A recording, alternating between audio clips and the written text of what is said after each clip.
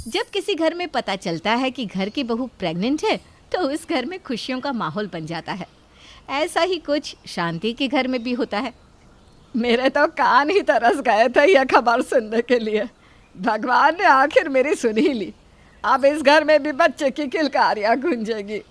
माँ, आपको खुश देखकर बहुत अच्छा लग रहा है, पर डॉक्टर ने अभी कहा है कि दिव्या और उसका बच्चा अभी बहुत कमज़ोर है, इसलिए दिव्या को बेड रेस्ट करने के लिए कहा है डॉक्टर ने। अब तू मुझे सिखाएगा है? मैंने तुम दोनों भाई बहन को अकेले पाला है, मुझे मत सिखा। देख बहू, अभी तुझे 1-2 महीने अपना और बच्चे का बहुत ख्याल रखना होगा, इसलिए तुझे घर का कोई काम करने की ज़रूरत नहीं है। तू जाकर आराम कर ले। शांति को जब से पता चला था कि उसकी बहू प्रेग्नेंट है, तब से वो अपनी बहू का बहुत ख्याल रखती है।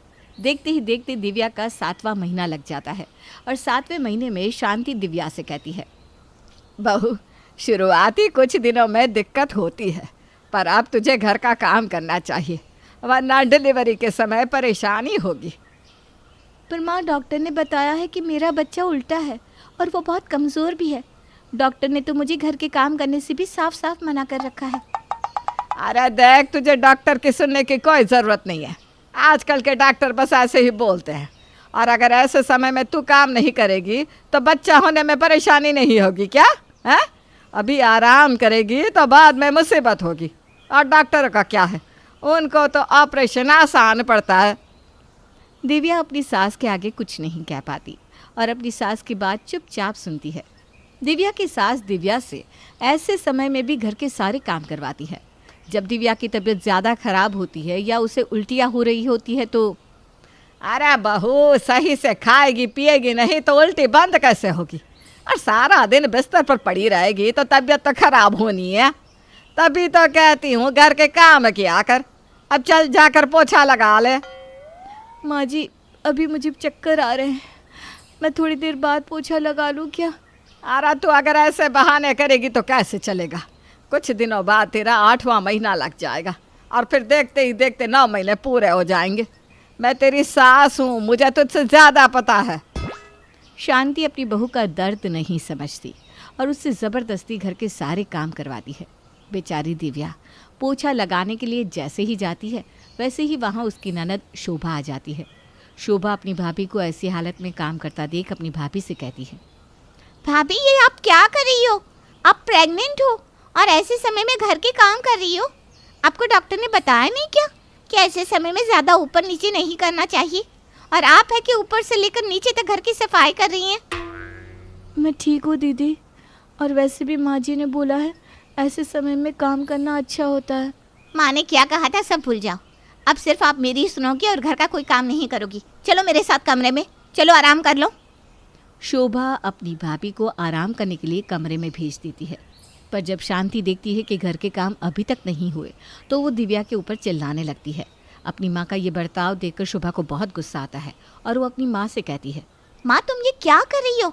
भाभी का बीपी लो है, उन्हें चक्कर आ रहे हैं। वो अपने कमरे में आराम कर रही हैं, उन्हें आराम करने दो। हे भगवान, न जाने आजकल के बच्चों को क्या हो गया है।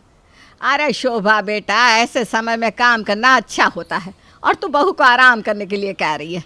वैसे भी वो काम चोर काम देखकर बहाने बनाती रहती है। कभी उल्टी होती है, कभी चक्कर आते हैं, तो कभी उसका बीपी लो हो जाता है, तो कभी कुछ और तू उसी का साथ दे रही है। माँ, भाभी प्रेग्नेंट है और वो ऐसे समय में कोई काम नहीं करेगी। वो तो अच्छा था कि समय रहते मैं आ गई, वरना आप जो खुशियाँ बनाना चाहती थी ना, वो खुशियाँ आपकी अधूरी ही रह जाती। अब जब तक मैं यहाँ हूँ, भाभी कोई काम नहीं करेगी। आपके घर के काम मैं कर दूँगी। शोभा अपनी भाभी के दुख को समझती है और घर में सभी से अपनी भाभी के लिए लड़ती भी है। साथ ही वो अपनी भाभी के बदले घर का सारा काम भी करती है। अपनी ननद को अपने लिए लड़ता देखकर दिव्या शोभा से कहती है, दीदी, आप बहुत अच्छी हैं। आप ऐसे समय में मेरे लिए भगवान का रूप बनकर आई हैं।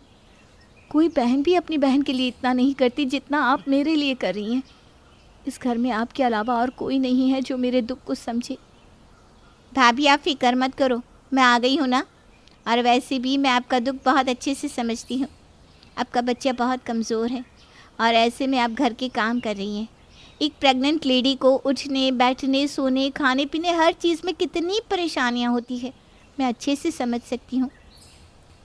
इसी तरह शोभा हर बार अपनी भाभी के साथ खड़ी होती है और अपने घर वालों के खिलाफ।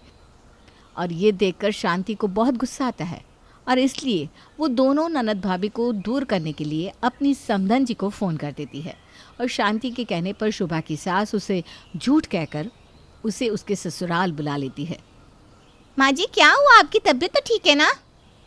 हाँ बहू, मैं तो बिल्कुल ठीक हूँ। वो तो मुझे तेरी माँ ने कहा था कि मैं अपनी तबीयत का बहाना करके तुझे यहाँ बुला लूँ, पर मुझे समझ में नहीं आ रहा कि तेरी माँ ने ऐसा क्यों किया। माँ ऐसा कैसे कर सकती है? आज से कुछ साल पहले माँ की वजह से मैंने अपना बच्चा खोया और उसकी सज़ा मैं आज तक भुगत रही हूँ। मैं कभी माँ नहीं बन सकती और माँ भाभी के साथ भी वही करने जा रही है, पर मैं ऐसा नहीं होने दूंगी। अब जैसे ही शोभा को पता चलता है कि ये सब कुछ उसकी माँ शांति का किया है तो वो बिना कोई देरी किए अपने मायके जाती है, जहाँ वो देखती है कि उसकी भाभी दर्द से बेहोश हो चुकी है और उसकी माँ आराम से अपने कमरे में सो रही है। माँ तो आराम से कैसे सो सकती हो? वहाँ भाभी डिलीवरी पेन से बेहोश हो चुकी है और तुम आराम से सो रही हो। तुम्हारी वजह से मैंने अपना बच्चा खोया था। तुमने अपनी जिम्मेदारी पर मुझे मायके बुलवाया और जो हाल आज भाभी का है वही मेरे साथ किया। तुम्हारी वजह से मैं आज माँ नहीं बन सकती। अगर भाभी के साथ ऐसा कुछ हुआ तो मैं तुम्हें कभी माफ नहीं करूँगी। क्या बहू को दर्द हो रहा है? पर अभी तो उसका 8वां महीना चल रहा है। इतने जल्दी प्रसव दर्द कैसे हो सकता है? ठीक वैसे ही माँ जैसे 7वें महीने में मुझे हुआ था।